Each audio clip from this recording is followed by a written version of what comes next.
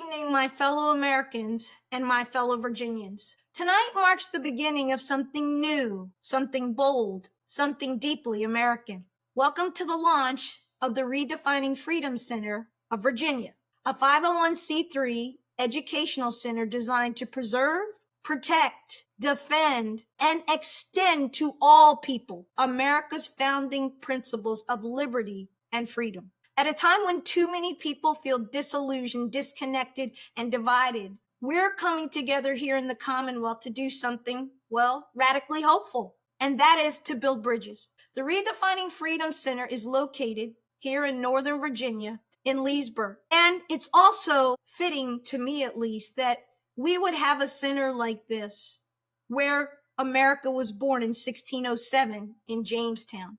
It took the American colonies almost 170 years to declare their independence in July 1776. And when they did, they declared freedom of thought, freedom of mind, freedom of soul. They believed that freedom was granted only from a God much wiser and stronger than us. But we also know that at the time our nation was formed, we didn't get it right. We left out enslaved people. We did not honor the legacy of the people who owned this great country, and those were the indigenous peoples. But what we need to do now is to put the past in its proper context and work on the vestiges of our past that we are still dealing with today in our time. We know that a great nation does not run from her history. She doesn't deny it. She doesn't erase it. She doesn't remove it from history books or from classrooms. A great nation, and we are a great nation, faces her past, and she uses it to learn for a better future. You know, one of the things I love best about our country is that we are always in the process of perfecting our union.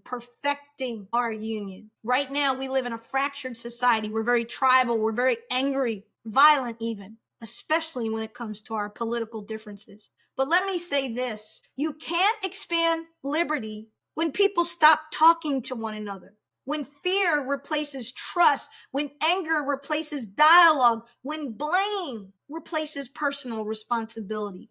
Folks, our founders gave us a blueprint. Imperfect, yes, but powerful nonetheless. They gave us principles to build upon, not burn down.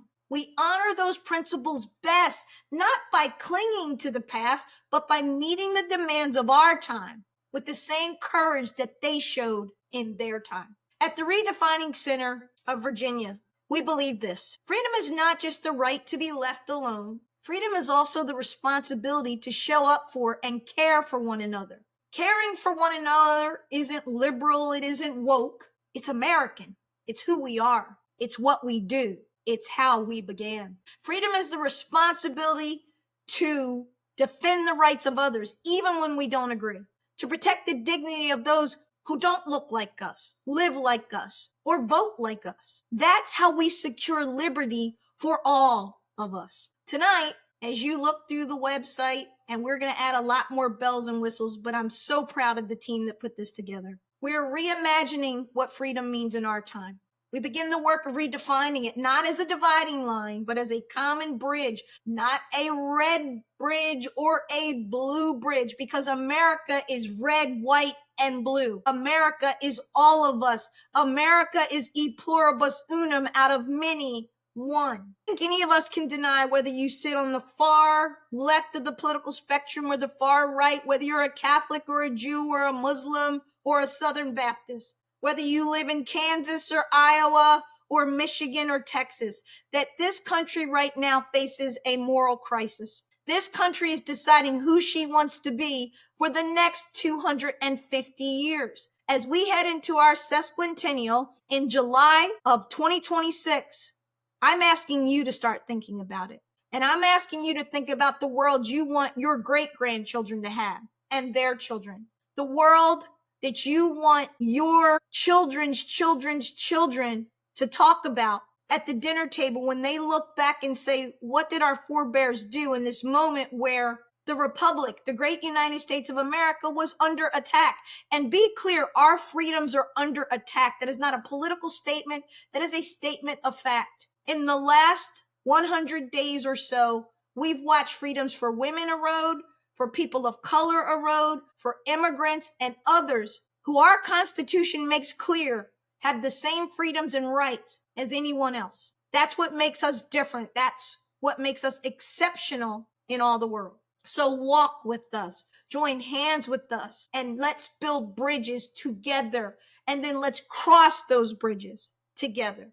This isn't kumbaya. This isn't pie in the sky. This is me understanding, among many others who are with me, that it's one thing to talk about it. It's one thing to sit on the sidelines and complain about it. It's time to do something about it. And that's why I started this great center, a center for thought, a center for dialogue, a center for engagement around reimagining and redefining freedom to the way that I believe James Madison, when he sat in his room overlooking his vast plantation and he was writing drafts of the Constitution. I've actually had the honor of standing in the room where most of the Constitution was drafted. And the thought that they had at the time when Jefferson wrote those unbelievably powerful words about unalienable rights and life, liberty, and the pursuit of happiness, they knew that they hadn't perfected it. They knew that there was more work to be done. They knew that they should have ended slavery.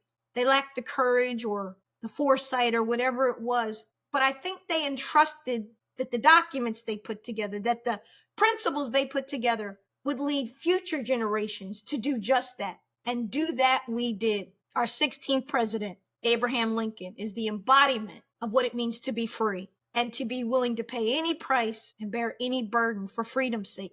I had the opportunity recently to go to Gettysburg and just walk and walk and walk and sit and listen. It was a very humbling and a very moving experience. And the big takeaway for me as I was walking around and looking at the battle sites and at the grave sites and reading Lincoln's words from the Gettysburg Address that began 77 years ago. We all know that that is the price you pay when you're tribal, when you're divided, when you stop talking, when you start attacking, when you shut down dialogue, and when you consider your fellow man your enemy for whatever reason. It's time for us to build bridges because this is about all of us. This is about you, and this is about me, and it's about those that come after us. So take a walk around the site, join us, partner with us, sign up for our newsletter, and more importantly, I'm asking you to do what I did. Give $20.26,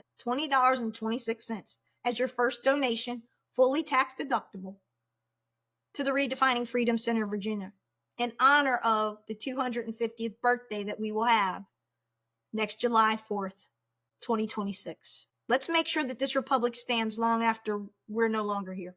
Let's make sure that America is the beacon of light, hope, and freedom that she has always been, and that she'll go stronger and better and wiser for future generations to come. Let's build a freer, more united America together. Thank you.